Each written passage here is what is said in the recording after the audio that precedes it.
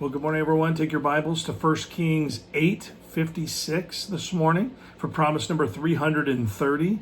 And promise number 330 is in 1 Kings 8:56. But before we do it, I want to invite you to the Journey Baptist Church this Sunday morning, 10:15 a.m.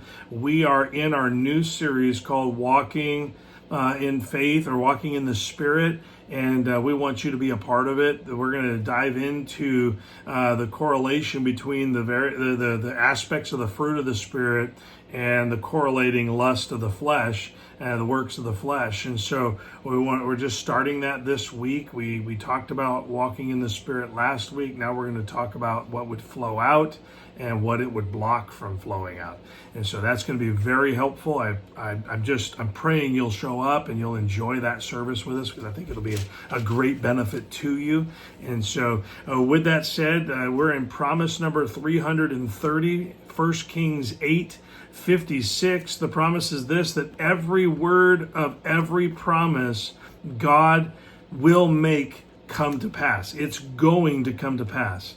And so listen, we really struggle with this, because I think that we think that some of those promises may have already passed us by. If you were to listen to unbelievers, they would tell you that the Bible's full of lies. But the truth is that God has made some promises here that are coming true, have come true. They've been fulfilled. Lots of really neat things happening. And this particular powerful statement that Solomon makes to God about God's faithfulness to fulfill every one of his promises, he made to Israel as he prayed for the dedication of the temple.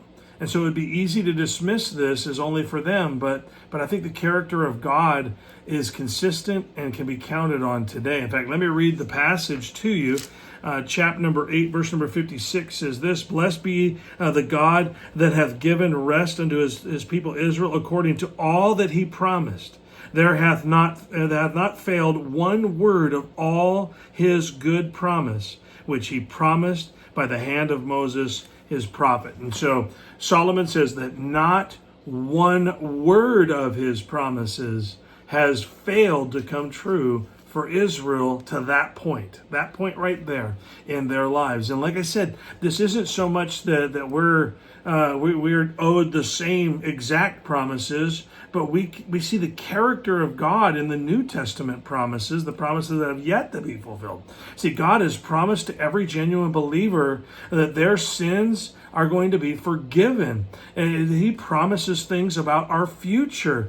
And listen, there's value in our sufferings. That's what's already been talked about this week, and the impact of our sacrifices for the gospel spread in our world. So Solomon's testimony about the integrity of God's promises should stir us up and remind us that our faithfulness has a promised reward that we can count on. I don't know if that just stirs something in you, but that's what we have. We have these great and precious promises that have been made to us. We can look at the Old Testament to see that the character of God is that every promise comes true. And so we don't have to wonder whether or not God will be faithful. And I think that it's important for us to recognize that God has fulfilled every promise he has made to this point. He's faithful to fulfill his promises. Some we're still waiting for him to fulfill, but others he has already fulfilled them. So we can live with full confidence that he will continue his perfect record for us. I mean, he's got a perfect record until he gets to us. And so if he fulfills the promises to us, his record remains perfect. Just this week, we've been encouraged with just a few of the many promises of God, and they have been nothing short of inspiring to me, and hopefully to you too, that God's promises can be trusted. So we need to put aside the things that keep us from worshiping the Lord and have us too busy to do his work, because he will return, and the fulfillment of all he's promised will be with him. Let's bank on that. God has promised that he's bringing salvation. He has promised that we don't have to get even with everybody for everything that we think they do to us, because he says, "Vengeance is mine, I'll repay." That's a promise. That's not a threatening statement to get people to back off. That's a promise that God will avenge. He's going to take care of business, that there's a judgment day coming. And those that have rejected him will get what's coming to them.